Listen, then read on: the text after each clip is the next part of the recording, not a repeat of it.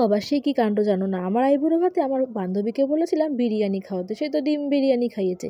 এবার তার আইবুড়ো ভাত, তাকেও আমি ফিশ ফ্রাইয়ের বদলে দেখো এই ফ্রাইগুলো করে খাওয়াবো।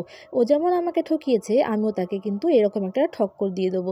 দেখো, তার জন্য ধনেপাতা, কাঁচা লঙ্কা, রসুন আর আদা একটা পেস্ট করে নিয়েছি। ধনেপাতা ডাঁটিও বেশ কিছুটা নিয়েছি পেস্ট করে।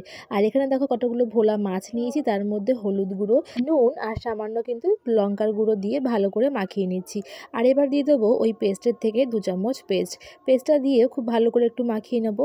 আর দিয়ে দেবো কিন্তু এর মধ্যে কর্নফ্লাওয়ারটা এখানে আমি 2 চামচ ব্যবহার করেছি। আর এবার সব কিছু দিয়ে খুব ভালো করে মাখিয়ে নেব।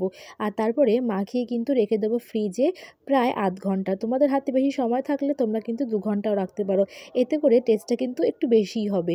এবার দেখো ওপর থেকে ভালো করে মাছগুলোকে মাখিয়ে ওপর থেকে লেবুর রস দিয়ে দিলাম। তোমরা চাইলে ভিনিগারও ব্যবহার করতে পারো।